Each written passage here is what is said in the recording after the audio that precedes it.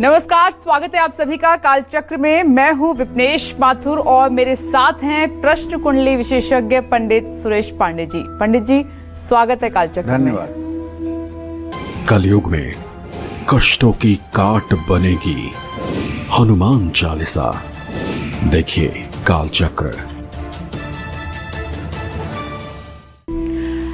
जी हाँ, आप भी रोज हनुमान चालीसा पढ़ते ही होंगे, हनुमत आराधना करते ही होंगे, लेकिन क्या आपने कभी सोचा है कि हनुमान चालीसा को इतना चमत्कारी क्यों माना गया है? क्या है हनुमान चालीसा के पीछे का विज्ञान? क्या है इसका ज्योतिषीय पहलू? हनुमान चालीसा में ऐसी कौन सी चौपाइयां हैं जो आपको किसी भी रोग और शोक से बचा सकती हैं, आपकी रक्षा कर सकती हैं? साथ ही एक और बात, हनुमान चालीसा पढ़ते हुए क्या हमारा उच्चारण एकदम सही होता है? क्या है हनुमान चालीसा पढ़ने के नियम, विधि? ये सारे वो सवाल हैं जिनका जवाब जानना आपके और हमारे लिए बेहद बहुत जरूरी है, और इन्हीं सब सवालों के जवाब देंगे आज पंडित सुरेश पांडे जी। इसीलिए हनुमान चालीसा का विज्ञान और इसे पढ़ने से होने वाले चमत्कारों को जानने के लिए बने रहिए हमारे साथ और ध्यान से देखिएगा आज का कालचक्र। तो सबसे पहले आपके लिए पंडित जी से जानते हैं हनुमान चालीसा के विज्ञान के बारे में, और उसके बाद ये भी जानेंगे कि रोज हनुमान चालीसा, हनुमान जी की पूजा करने से हमें क्या क्या लाभ मिलते हैं। आइए जान लेते हैं। पंडित जी, हनुमान चालीसा का आज आप विस्तार से तमाम जानकारी देने वाले हैं, तो सबसे पहले हनुमान चालीसा के बारे में आप बताइए। चलो, हनुमान चालीसा तो ऐसा गूढ़ विज्ञान है कि जो देखने में भले सरल लग रहा है, लेकिन अगर विद्वान योगी जन इसके मर्म को जानना चाहते हैं तो वही लोग जान पाते हैं जिनके ऊपर हनुमत कृपा होती है। ये इतना आसान नहीं है जितना आसान इसकी हिंदी में लिखावट है, और इतना आसान भी नहीं है जितना आसानी से हम इसके अर्थ को समझ लेते हैं। बहुत बड़ा विज्ञान इसमें भरा हुआ है। मतलब साधारण इंसान जो है वो हनुमान चालीसा को नहीं समझ सकता अगर कोशिश भी करे तो। देखो, ऐसा है बेटा, खांड की रोटी तो चाहे जो खाए सबको मीठी आएगी। बिल्कुल, सबको मीठी आएगी, लेकिन रोटी के तत्व को जानना, खांड के तत्व को जानना, ये तो कोई कोई जानेगा। कहने का मतलब, हनुमान जी के बारे में पहले ये जान लो। अतुलित बलधामम स्वर्ण शैलाभ देहम दनुजवनु कृषाणु ज्ञानी नाम अग्रगण्यम सकल गुण निधानम वानराणामधीशम रघुपति प्रिय भक्तम वात जातम नमामि। ज्ञानी नाम अग्रगण्यम, ज्ञानियों में अग्रगण्य हैं। कौन? हनुमान जी ज्ञानियों में अग्रगण्य हैं। मनोजवम मारुत तुल्य वेगम जितेंद्रियम बुद्धिमताम वरिष्ठम वातात्मजम बानर यूथ मुख्यम श्री राम दूतम शरणम प्रपद्ये। पंडित जी, लेकिन बुद्धि की बात आती है तो हम गणेश जी की भी बात करते हैं। गणेश जी भी अपनी जगह पे हैं, हनुमान जी भी अपनी जगह पर हैं बेटा। गणेश जी, गणेशो साक्षात कृष्ण। गणेश तो साक्षात परम ब्रह्म परमेश्वर कृष्ण के ही एक रूप हैं, लेकिन हनुमान जी भक्त हैं। कह हनुमंत विपति तब होई, जब तब सुमिरन भजन न होई। भगवान राम से कहते हैं कि हे प्रभु, विपत्ति तो उस समय ही होती है जब आपका सुमिरन और भजन नहीं होता, बाकी तो विपत्ति होती ही नहीं है जी। जेहि गिर चरण देई हनुमंता, चले सुगा पाताल तुरंता।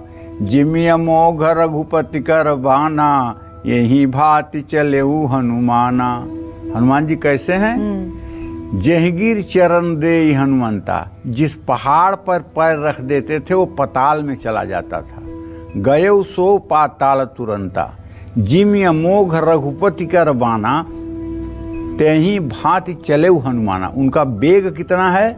रघुनाथ जी के बाणों की तरफ है। और हनुमान जी कितने दैन्य हैं। लंका में जब प्रवेश करते हैं, मसक समान रूपी कपिधरी, लंक ही चले सुमिरी नरहरी। मसक, मच्छर के समान रूप धारण करके वो लंका में प्रवेश करते हैं। ये उनका दैन्य भाव है। जी। और जबकि भगवान राम कहते हैं कि तुम हमारे भरत के तरह भाई हो, परम प्रिय हो, लेकिन वो विभीषण से क्या कहते हैं? असमय अधम सखा, अपने को अधम कह रहे हैं, असमय अधम सखा, अरु मोहू पर रघुबीर, अस कही कपि गद गद भयो, भरेउ बिलोचन नीर। तो उनके आंखों में आंसू आ जाते हैं ये कहते हुए, मैं बड़ा अधम हूँ सखा, लेकिन मेरे ऊपर भी रघुनाथ का अनुग्रह। तो इतनी दैन्यता, इतनी विनम्रता, इतनी भगवत समर्पण की वृत्ति शायद किसी भक्त में होगी। शायद इस संसार में जब से सृष्टि की रचना हुई है जी। आज तक शायद इतना कोई दयावान या इतना कोई मतलब कि अपने इष्ट के प्रति समर्पित शायद कोई रहा। इसलिए पंडित जी कहते हैं कि हनुमान जी जैसा भक्त अभी तक कोई नहीं हुआ है। कोई नहीं हुआ। हाँ, सिय राम मैं सब जग जानी, करहूँ प्रणाम जोरि जुग पानी, मैं सेवक सचराचर, रूप स्वामी भगवंत। कहते हैं कि मैं केवल इस संसार का एकमात्र सेवक हूँ और पूरा संसार सिय राम में है और मैं सबका सेवक हूँ। कितनी बड़ी बात है, कितनी बड़ी बात है। और कलयुग में भी हनुमान जी प्रत्यक्ष देवता हैं। कलयुग में भी प्रत्यक्ष देवता जो है वो हनुमान जी हैं। और हनुमान जी की साधना उपासना करने वालों को कभी कलयुग नहीं प्रभावित करता है।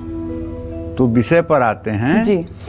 सबसे पहले मैं आपको हनुमान चालीसा के विज्ञान के बारे में अपनी अल्पज्ञता प्रकट करता हूँ। अल्पज्ञता इसलिए कह रहा हूँ कि मैं नहीं कह रहा हूँ कि मुझे पूरा ज्ञान है। जो गुरुजनों के मुख से सुना, जो शास्त्र स्वाध्याय किया, जो बड़े बुजुर्गों से सुना, वही कुछ बताने जा रहा हूँ। जहाँ त्रुटि हो संभाल लीजिएगा आप लोग, क्योंकि आप लोग भी भगवत स्वरूप हैं। जुग सहस्र जो जन पर भानु, लील्यों ताहि मधुर फल जानू, प्रभु मुद्रिका मेली मुख माही, जलधि लागी गयो अचर जनाही।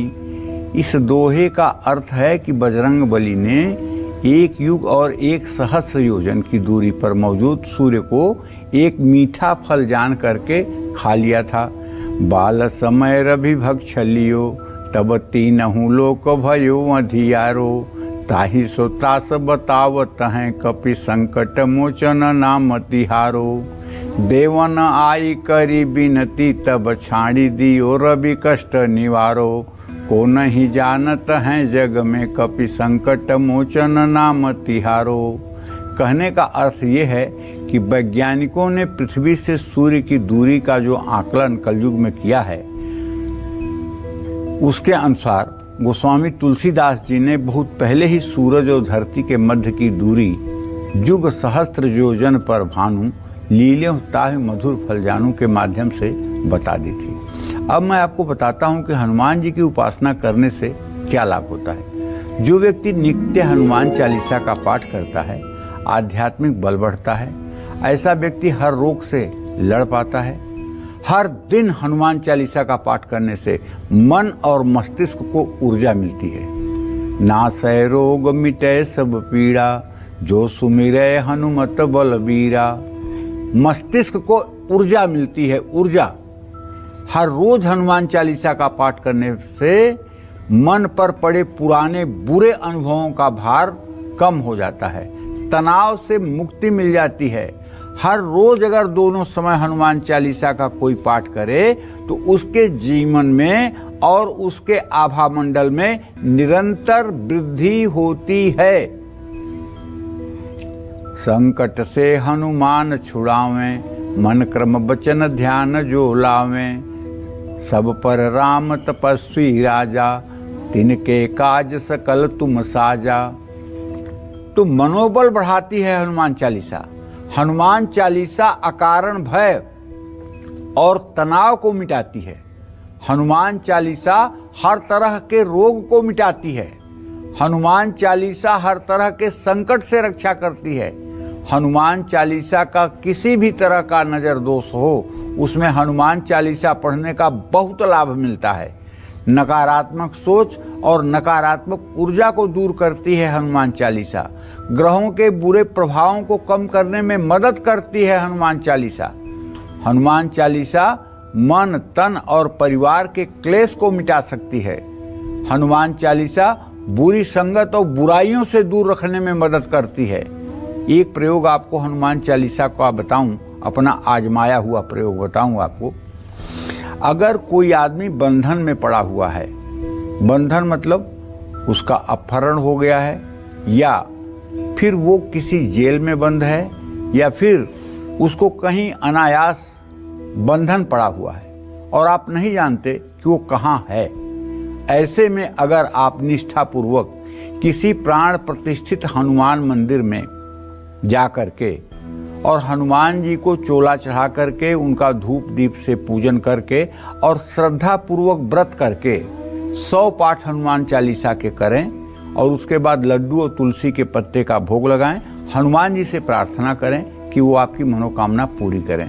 7 दिन पूरा होते होते आपकी मनोकामना पूरी हो जाएगी। यह 7 बार पाठ कर जोई, छूटई बंदी महासुख होई। ये एकदम कलयुग में चरितार्थ है। अगर आपका कोई स्वजन खो गया है, नहीं मिल रहा है, कभी कभी ऐसा होता है कि परिवार में कोई ऐसा सदस्य होता है जिसकी बुद्धि मंद होती है, जो अपना पता, जो अपना एड्रेस नहीं बता पाता है और वो किसी कारण से घर से कभी बहक गया तो इधर उधर भटकता हुआ फिर वो न अपना घर का पता बता पाता है, न अपना मोबाइल नंबर बता पाता है, तो इसलिए उसके घर आने में बड़ी विलंब, बड़ी कठिनाई होती है। ऐसे में ये हनुमान जी ही ऐसे सहायक होते हैं जो कोई न कोई संयोग बना करके और उस व्यक्ति तक आपको पहुंचाते हैं। कलयुग में ये इन्हीं के बस की बात है और किसी के बस की बात नहीं है। कहा जाता है कि मंत्र हो, श्लोक हो, चौपाई हो, कुछ भी हो, अगर हनुमान जी के लिए आप कर रहे हैं तो निश्चित रूप से हनुमान जी की भक्ति आपके हृदय में अगर है तो सब कुछ ठीक है। जय मां विंध्यवासिनी। तो देखिए, किसी भी तरह का संकट है या कोई नकारात्मक आप सोच का शिकार हो गए हैं तो हनुमान चालीसा में कितनी शक्ति है ये पंडित जी ने आपको बताया है कि अगर आप हनुमान चालीसा पढ़ते हैं, हनुमान जी की आराधना करते हैं, इन सब संकटों से आप दूर रहेंगे। और जैसे कि पंडित जी ने अभी कहा कि मंत्र हो या श्लोक, चौपाई हो या फिर कोई पाठ, अगर उसका उच्चारण सही नहीं है तो उसको, उस पाठ का आपको पूरा लाभ नहीं मिलता है। ऐसे में कहीं ऐसा तो नहीं है कि आप भी हनुमान चालीसा का गलत उच्चारण करते हो। क्या है हनुमान चालीसा का सही उच्चारण, आइए पंडित जी से जान लेते हैं। तो पंडित जी, सही उच्चारण कैसे करें फिर? देखो, और हमें कैसे पता चले कि हम मतलब गलत पढ़ रहे हैं, उच्चारण ठीक नहीं है? ऐसा है, हनुमान चालीसा और रामचरितमानस के दोहे और चौपाइयों में ड़ की जगह न लिखा हुआ है। जैसे चरण को चरण, हरण को हरण, शरण को शरण, हनुमान चालीसा में श की जगह स लिखा हुआ है। जैसे कलेश को कलेश, कपीस को कपीस, शंकर को शंकर, हनुमान चालीसा में व की जगह ब लिखा हुआ है। जैसे विक्रम को विक्रम, विद्या को विद्या, विकार को विकार, महावीर को महावीर। हनुमान चालीसा की एक एक चौपाई में गोसाई शब्द है, इसको गोसाई ना बनाएं। हनुमान चालीसा में हर शब्द जैसे लिखे हैं उनका उच्चारण वैसे ही करना चाहिए। इसमें अपने दिमाग से फिल्टर नहीं करना चाहिए कि ये तो हनुमान जी ने गलत लिख दिया, ये तो तुलसीदास जी ने गलत लिख दिया है और इसका सच्चा अक्षर ये होगा। ऐसी गलती बिल्कुल ना करें। इसके पीछे जो गोस्वामी जी की सोच रही होगी उसे पकड़ पाना हम मानव के लिए आज के युग में बहुत असंभव है। ये हनुमत कृपा से ज्ञान हो जाए तो भले आपको पता चल जाए, या कोई सिद्ध संत जिनके चरणों में बैठ करके आप इस मर्म को जान सकते हैं। जय मां विंध्यवासिनी। तो देखिए, उच्चारण आप जैसा लिखा हुआ है हनुमान चालीसा में आप वैसे ही उच्चारण करें और ये बहुत ज़रूरी है। चर्चा को हम आगे बढ़ाएंगे, लेकिन पंडित जी, ये कितना सही है या फिर मिथ है, ये आज आप दूर कीजिए। क्योंकि अक्सर ये बात सुनने में आती है कि महिलाओं को हनुमान जी का स्पर्श नहीं करना चाहिए, हनुमान चालीसा नहीं पढ़नी चाहिए, व्रत नहीं करना चाहिए, इसमें कितनी सच्चाई है? देखो, न तो मैंने यज्ञ मीमांसा में पढ़ा है, न मैंने निर्णय सिंधु में पढ़ा है, न मैंने किसी रामायण में पढ़ा है, न किसी मतलब कि किसी ग्रंथ में पढ़ा है कि महिलाओं को हनुमान जी का स्पर्श नहीं करना चाहिए। एक किंवदंतियों के आधार पर बात चली आ रही है और सुनने में आता है लोगों के मुंह से, अरे महिलाओं को तो शालिग्राम को नहीं छूना चाहिए, महिलाओं को जो है वो हनुमान जी को नहीं छूना चाहिए।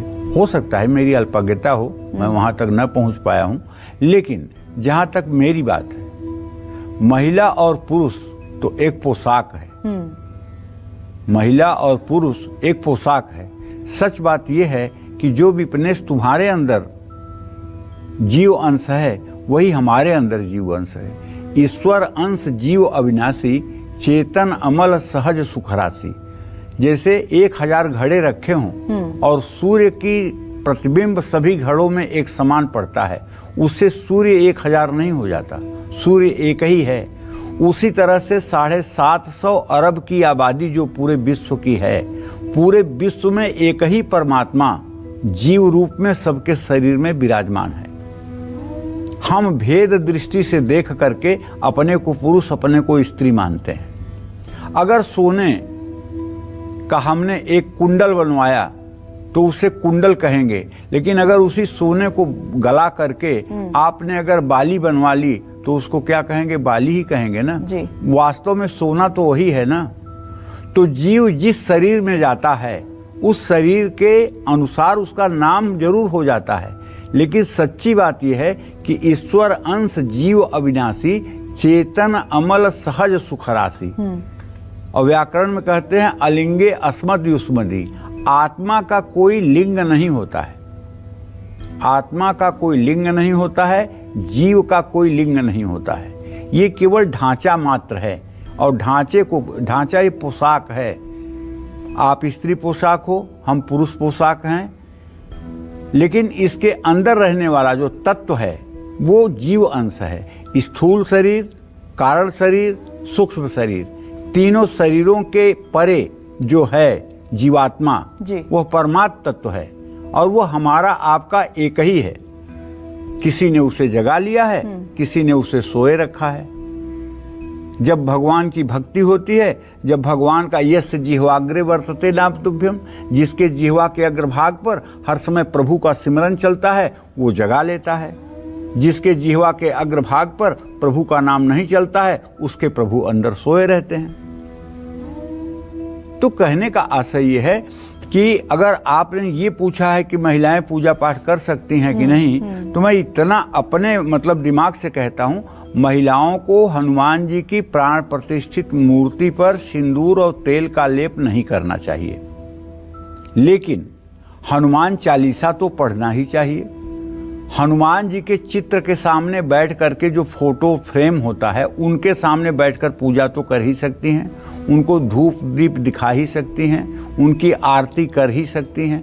और अगर कहीं शास्त्र में कुछ लिखा हो कि ऐसा नहीं करना चाहिए, तब भी मैं कहता हूं अपने को पुत्री भाव मान करके तो सेवा कर ही सकती हैं कि मैं आपकी पुत्री हूं। अब तो दोष खत्म हो गया ना। तो वो लोग जो मना करते हैं या आपके कानों तक जो बात पहुंची है वो वजह क्या बताते हैं? देखो, वजह कुछ नहीं बताते हैं। बताते हैं कि स्त्रियां अपवित्र होती हैं, हनुमान जी बाल ब्रह्मचारी हैं। बड़े हंसी की बात है, वो बाल ब्रह्मचारी हैं तो क्या वो इतने कम बाल ब्रह्मचारी हैं कि कोई महिला उनको छू लेगी तो उनका ब्रह्मचर्य नष्ट हो जाएगा? ऐसा तो नहीं है। इतने कम वाले भी ब्रह्मचारी वो नहीं है कि कोई महिला उनको छू ले तो उनका ब्रह्मचर्य नष्ट हो जाएगा। हाँ, ये बात कुछ समझ में आती है कि महिलाएं और महिलाओं के शरीर का जो निर्माण भगवान ने किया है उसमें कुछ अशौचता होती है। जैसे महीने में 5 दिन उन्हें अशुद्ध रहना, ये मतलब कि महिलाओं के अंदर है, पुरुषों के अंदर नहीं है। तो इस अशौच के कारण महिलाओं को प्राण प्रतिष्ठित मूर्तियों को छूने के लिए हो सकता है मना किया गया हो, करना भी चाहिए। लेकिन जहां तक पूजा उपासना की बात है, मेरे समझ से ऐसी कोई बात नहीं होनी चाहिए। जिस कोख से आप जन्म लेते हैं वो अपवित्र कैसे हो सकती है पंडित जी? वो अपवित्र हो ही नहीं सकती है। अगर वो कोख न हो तो राम नहीं प्रकट होंगे, वो कोख न हो तो कृष्ण नहीं प्रकट होंगे, वो कोख न हो तो राम नहीं प्रकट होंगे, वो कोख न हो तो कृष्ण नहीं प्रकट होंगे। ठीक है? हाँ, लेकिन एक बात आप समझो बेटा कि जिस तरह से मतलब कि घर में भोजनालय होता है, घर में मंदिर होता है, लेकिन घर में शौचालय भी होता है। बिना शौचालय के घर अधूरा है, लेकिन सबका प्रयोजन अलग अलग कार्यों में अलग अलग सिद्धि के लिए होता है। अलग अलग समय पर अलग अलग कार्यों की उपयोगिता होती है। उसी तरह से हमारे शास्त्रों में 3 से 4 दिन तक महिलाओं को जो अशौच अवस्था में माना गया है, उसमें ये अपवित्रता की बात नहीं है, वह एक रजो धर्म है। उसमें शरीर से जो है थोड़ी सी शरीर को आराम और शरीर को राहत देने के लिए विधान बनाया गया है कि महिलाएं उस समय रसोई में न जाएं, उस समय खाना न बनाएं, उस समय पूजा न करें, लेकिन उसका भी हमारे शास्त्र में विधान है। जैसे एक बात सोचो ना, जितनी शादियां पड़ती हैं, जैसे साल भर में पूरे भारत में कम से कम 10-20 लाख शादियां तो होती होंगी, तो कोई बाप हिंदुस्तान में आज तक अपने बेटी से ये नहीं पूछा होगा कि तुम्हारे पीरियड की साइकिल क्या है, बता दो, मुझे तुम्हारे विवाह का मुहूर्त तय करना है। बिना ये पूछे ही मुहूर्त तय होता है। और अगर मान लो शादी के समय ही पीरियड हो रहा है, अगर 1 लाख शादियां हो रही हैं, तो क्या उसमें 1, 2, 4 लड़कियां ऐसी नहीं होंगी जो रजस्वला स्थिति में हो सकती है ना? तो फिर वो कैसे भगवान विष्णु का आवाहन करती है मंडप में आके, वो कैसे हवन करती हैं, वो कैसे फेरे लेती हैं, वो कैसे गणेश, गौरी, कुबेर और अरेमा की पूजा करती हैं?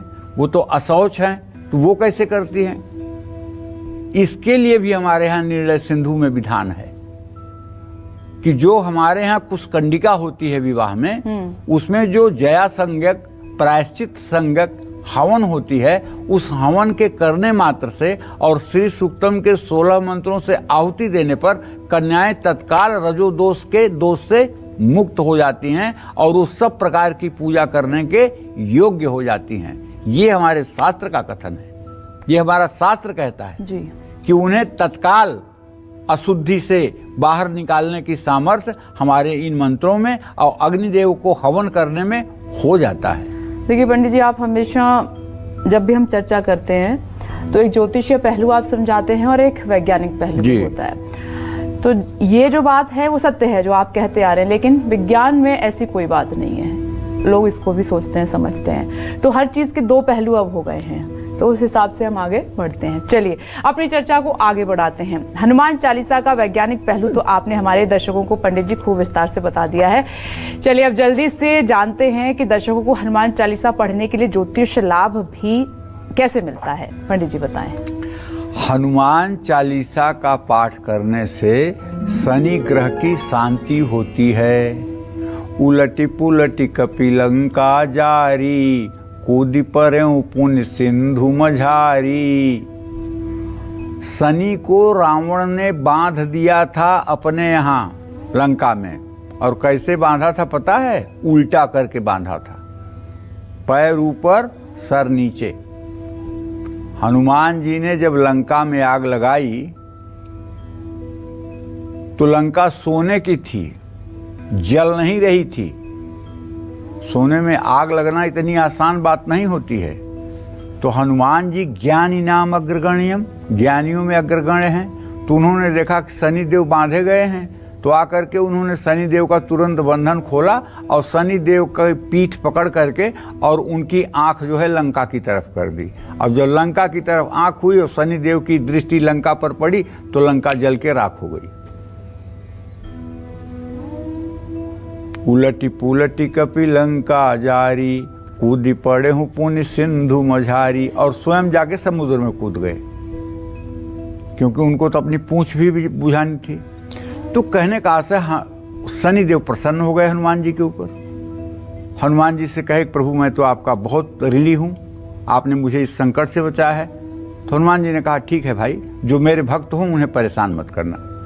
तो जो लोग शनिवार को सुंदरकांड का पाठ करते हैं, जो लोग नित्य हनुमान चालीसा का पाठ करते हैं, उन्हें शनि की 7.5, शनि की ढैया, शनि की महादशा, शनि की अंतरदशा में कभी किसी प्रकार की बाधा नहीं पहुंचती है। और शनिदेव ऐसे लोगों का कल्याण ही करते हैं।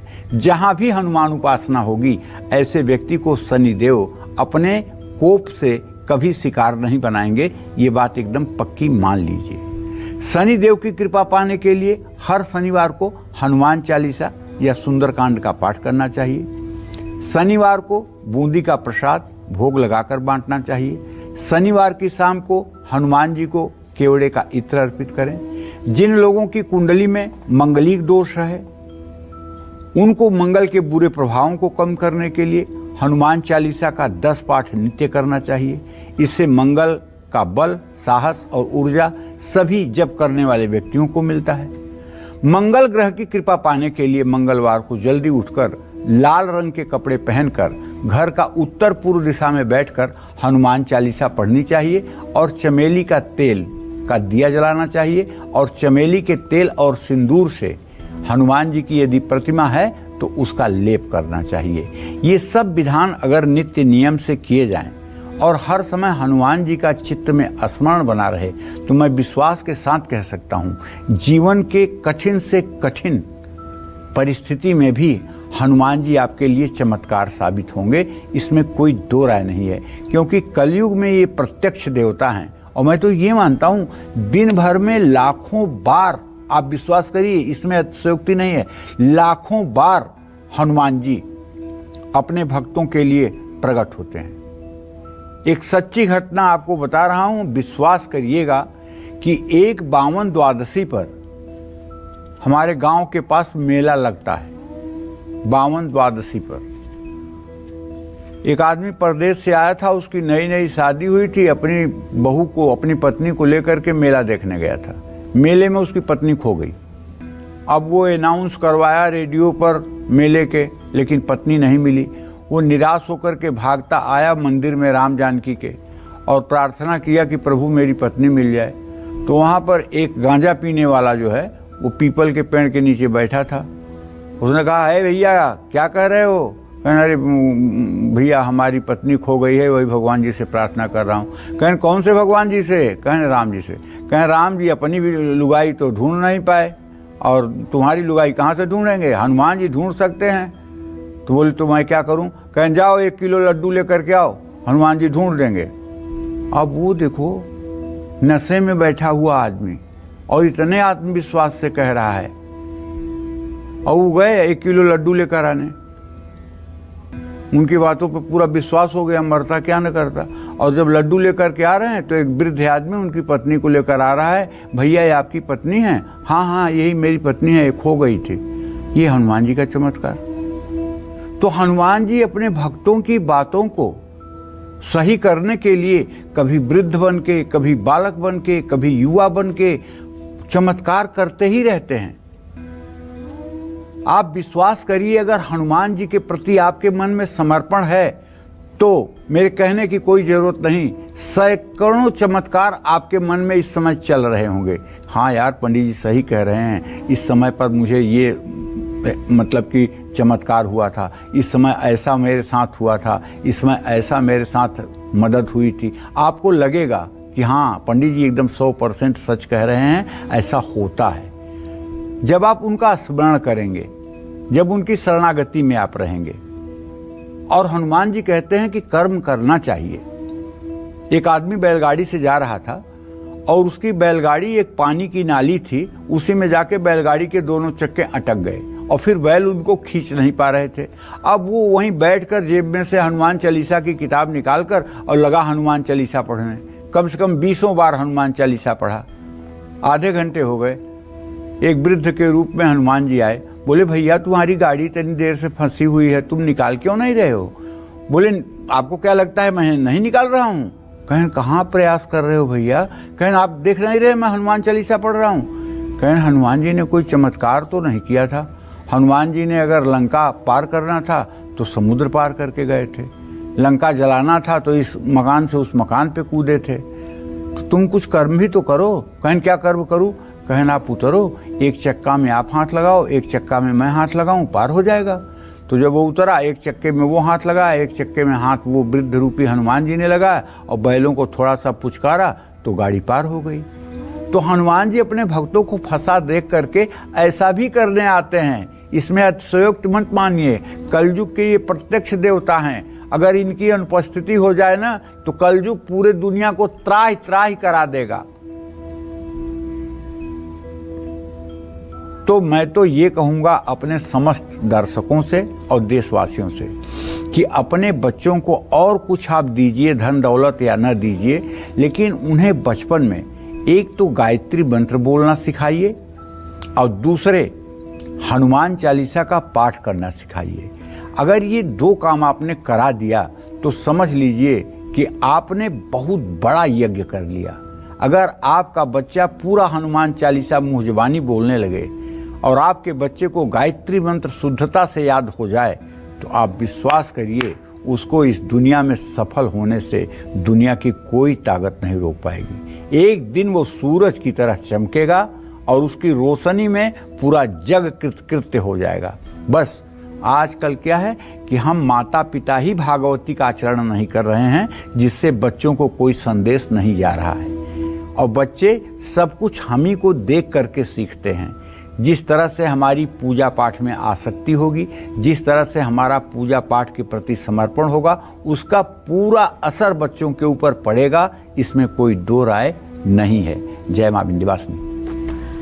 ऐसे कौन से ग्रह हैं जो हनुमान चालीसा पढ़ने से शुभ फल देते हैं? हनुमान चालीसा के ऐसे कौन से उपाय हैं जो आपको कष्टों को पल भर में हर लेते हैं? साथ ही हनुमत आराधना और हनुमान चालीसा पढ़ने का सबसे सही तरीका क्या है, पंडित जी से जानेंगे। लेकिन इस छोटे से ब्रेक के बाद आप बने रहिए हमारे साथ और देखते रहिए काल। ब्रेक के बाद स्वागत है आप सभी का एक बार फिर से कालचक्र में। आज पंडित जी आपको हनुमान चालीसा पढ़ने का वैज्ञानिक और ज्योतिषीय महत्व बता रहे हैं। साथ ही आपको कब और कैसे पढ़नी चाहिए हनुमान चालीसा, इसके बारे में भी पंडित जी से हम चर्चा करेंगे। लेकिन उससे पहले पंडित जी से ये जानते हैं कि वो कौन से ऐसे ग्रह हैं जो हनुमान जी की पूजा करने मात्र से आपको शुभ फल देते हैं। तो पंडित जी अब ग्रह शांति के लिए बताइए कि कौन से ग्रह हैं जिनका शुभ फल हमें मिल सकता है हनुमान चालीसा का पाठ करने से।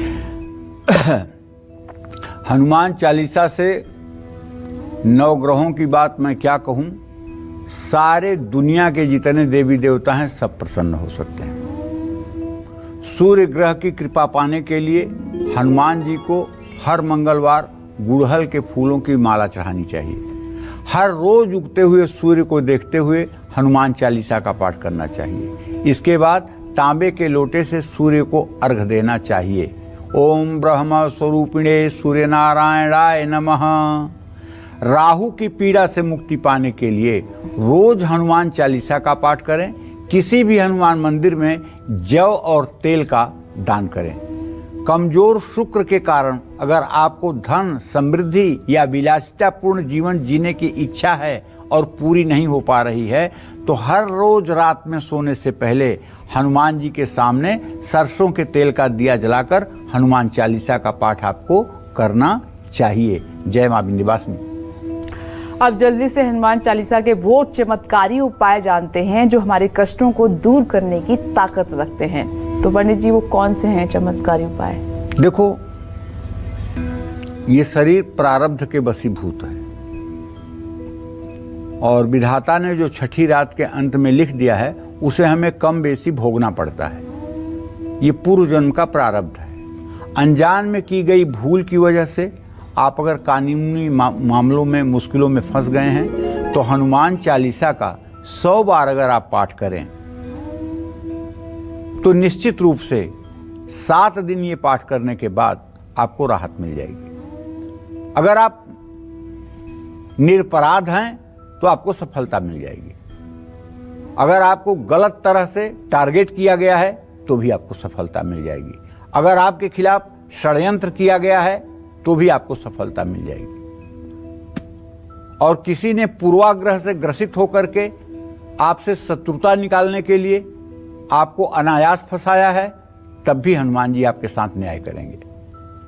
इसी तरह से अगर आपके पास पैसे का संचय नहीं हो पाता है, पैसे नहीं रुकते हैं, हमेशा पैसों की कमी बनी रहती है, तो अष्ट सिद्धि नवनिधि के दाता असबर दीन जानकी माता। 8 सिद्धियां, 9 निधियां हनुमान जी के पास हर समय रहती हैं। तो भैया मंगलवार के दिन सुबह दिव्य स्नान करके बड़ के पेड़ का एक पत्ता तोड़ लीजिए और पत्ते को साफ पानी से धो लीजिए।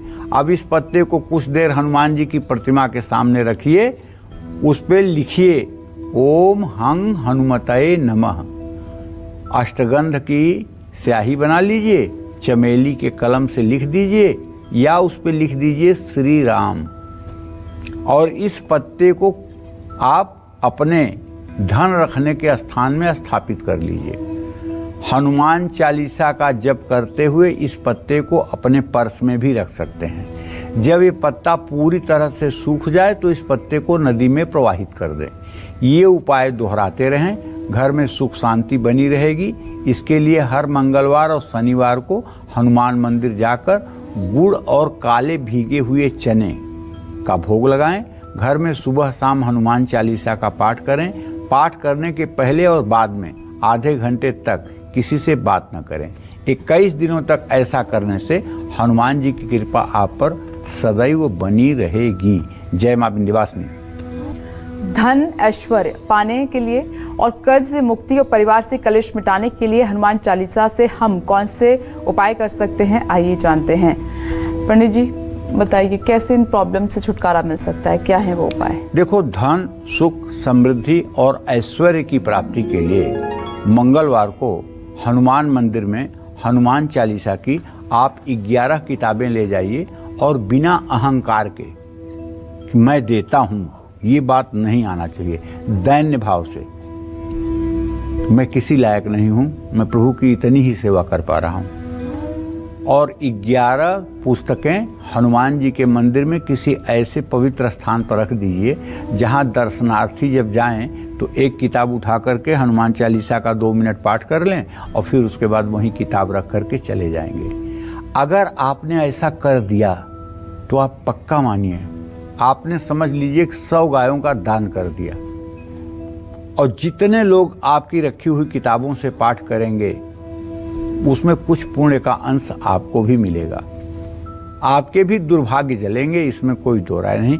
आपका भी सौभाग्य उदय होगा, इसमें कोई दो राय नहीं। कारोबार में अगर उन्नति चाहते हैं तो सूजी या मूंग की दाल का हलवा बना करके पीतल की बड़ी थाल में रख करके हनुमान जी को भोग लगाएं और उसे दर्शनार्थियों में तुलसी के पत्ते के साथ वितरित करें और 11 बार हनुमान चालीसा का पाठ करें।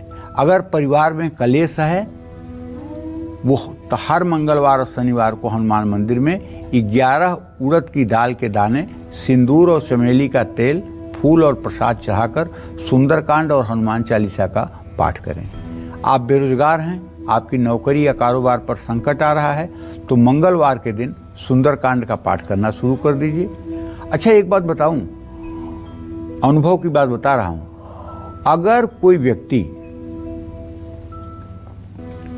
बदनसीबी की मार झेलते झेलते थक चुका है और अब लगता है कि जीवन जीने का कोई मकसद नहीं है, अब लगता है कि चारों दिशाओं में अंधकार है, बीमारी ने, कर्ज ने, मुकदमे ने इस तरह से जकड़ लिया है कि अब लगता है कि इन मुसीबतों से निकल पाने का कोई रास्ता नहीं है, तो मैं इस कलिकाल में एक चमत्कारी उपाय आपको बताता हूं। अगर आप पुरुष हैं तो हर रोज सूर्यास्त के बाद एक पंचमुखी हनुमान जी का सुंदर सा चित्र घर में लगा करके और उनका फेस करिए साउथ में, दक्षिण तरफ उनका मुंह करिए और उनकी रोज विधिवत पूजा करके, हनुमान जी के ऊपर जल नहीं चढ़ाया जाता है, इस बात का ध्यान रखिए।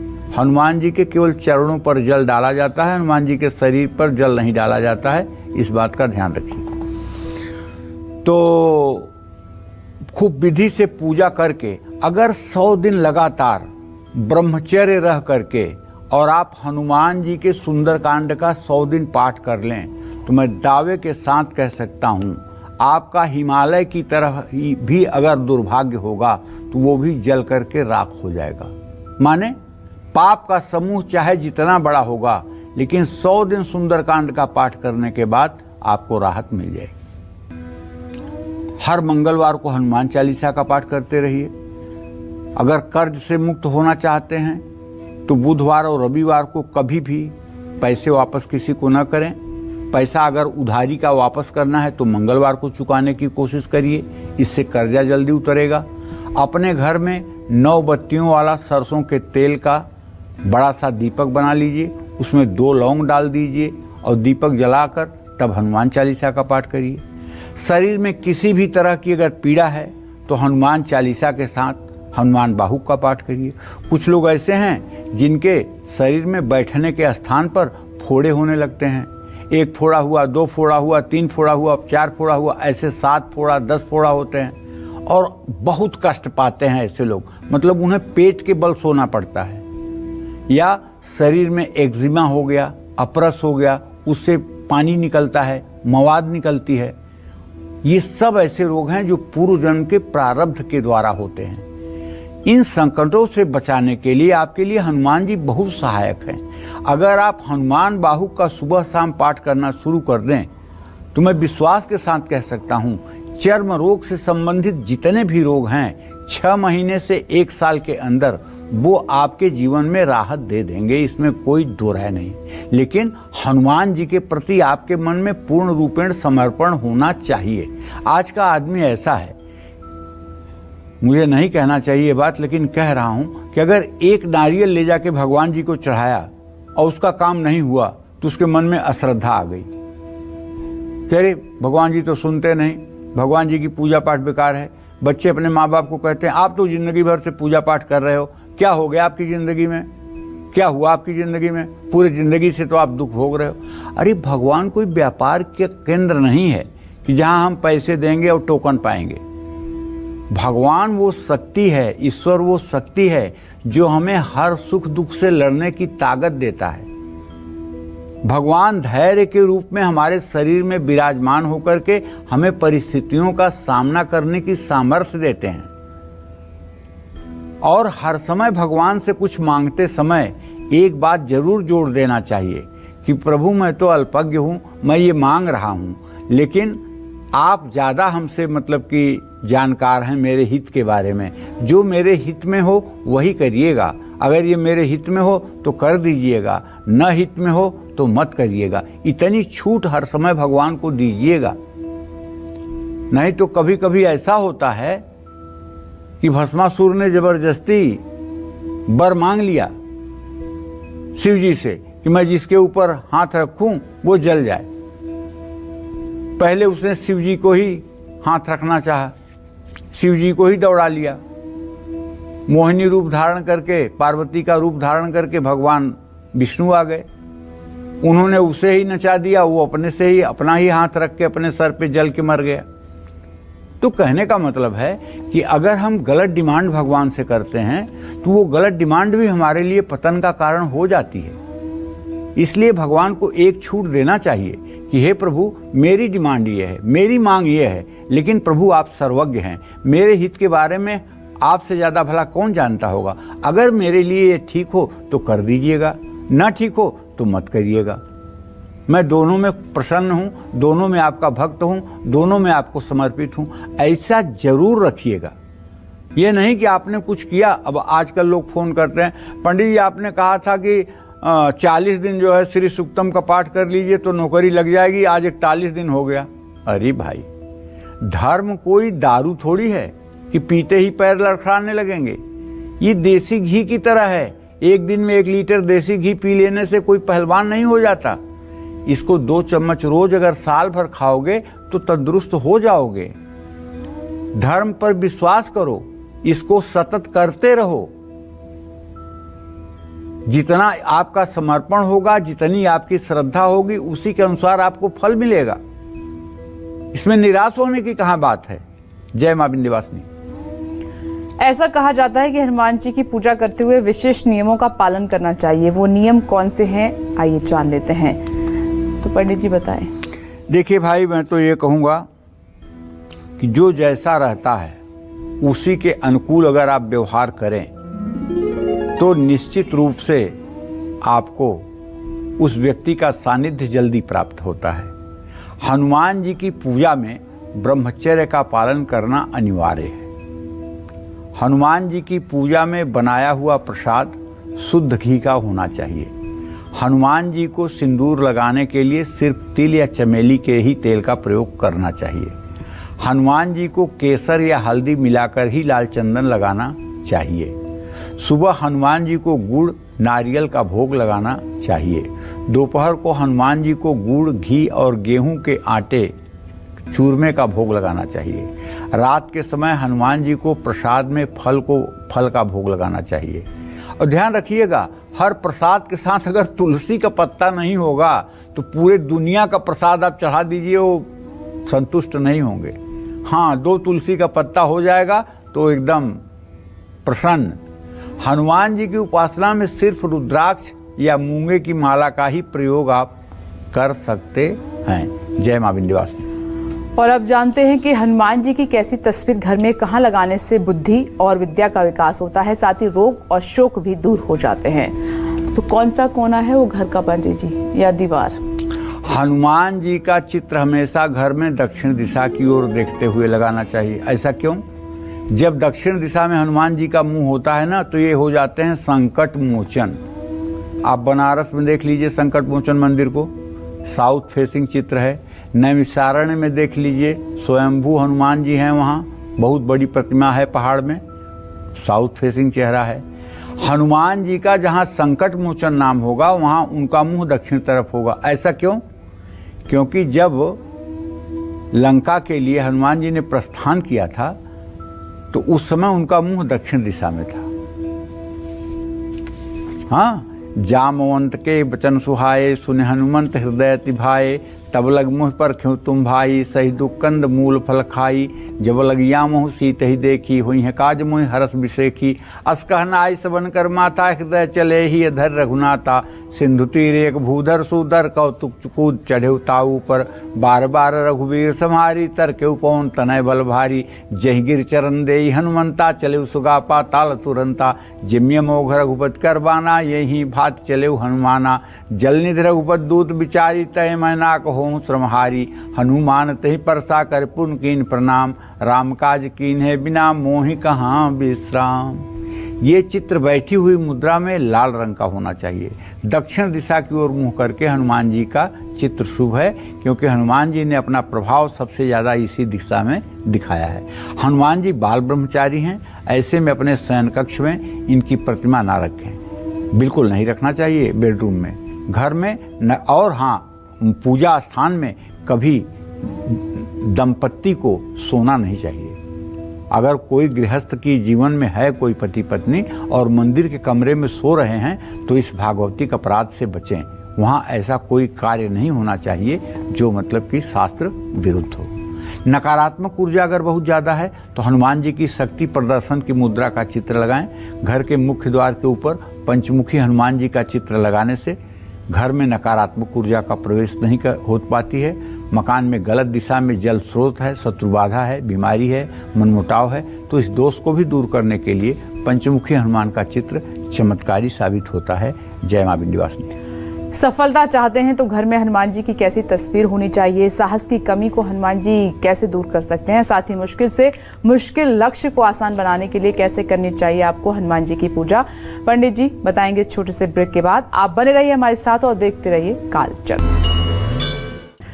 ब्रेक के बाद स्वागत है आप सभी का कालचक्र में। चलिए पंडित जी से जल्दी से जानते हैं कि हनुमान जी का कौन सा स्वरूप घर में लगाने से कौन कौन सी मनोकामनाएं पूरी होती हैं, ये जानते हैं।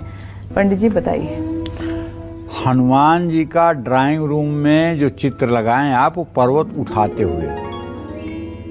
हनुमान जी का चित्र श्री राम का भजन करते हुए भी आप लगा सकते हैं अपने पूजा स्थान में। आपके अंदर साहस, बल, विश्वास और जिम्मेदारी की कमी है तो पहाड़ उठाते हुए हनुमान जी का चित्र घर में लगाएं उत्तर की दीवार पे।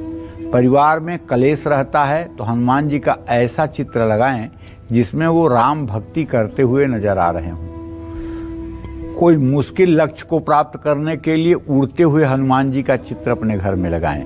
किसी कार्य में सफलता प्राप्त करने के लिए लंका दहन करते हुए या राम लक्ष्मण को अपने कंधे पर उठाए हुए हनुमान जी का चित्र लगा के देख लीजिए कैसे सफलता आपको मिलती है। जय मां विंध्यवासिनी। जीवन से हर कष्ट को मिटाने के लिए 12 राशि वालों को कैसे करनी चाहिए हनुमत आराधना, ये बताएंगे पंडित जी आपको इस छोटे से ब्रेक के बाद। आप बने रहिए हमारे साथ और देखते रहिए कालचक्र।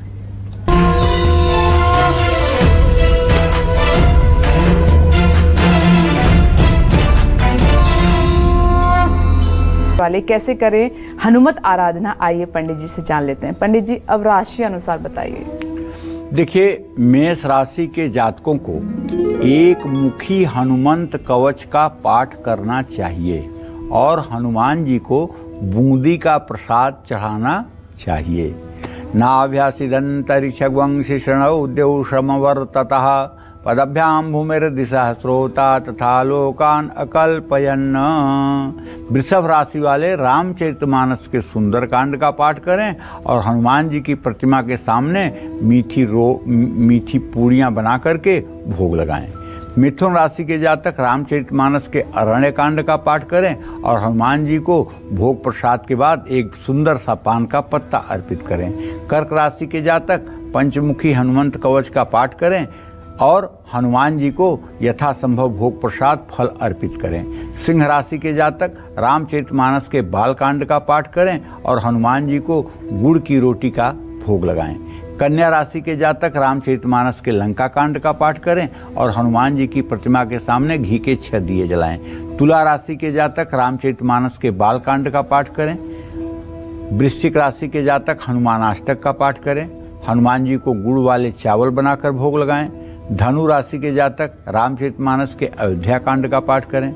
हनुमान जी को शहद कटोरी में रख करके उसमें तुलसी का पत्ता डाल के भोग लगाएं। मकर राशि के जातक रामचरितमानस के किष्किंधा कांड का पाठ करें।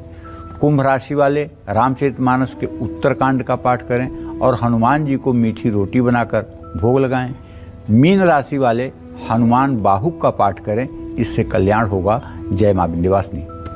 पंडित जी, आपका बहुत बहुत धन्यवाद। धन्यवाद। उम्मीद करते हैं कि आज का विषय हमारा आपको बहुत पसंद आया होगा। कल फिर एक नए विषय और आपकी परेशानियों को दूर करने के लिए ढेरों उपाय लेकर आएंगे हम पंडित सुरेश पांडे जी के साथ। तब तक के लिए कालचक्र की टीम को दीजिए इजाजत और देश और दुनिया की खबरों के लिए आप देखते रहिए न्यूज़ 24। नमस्कार।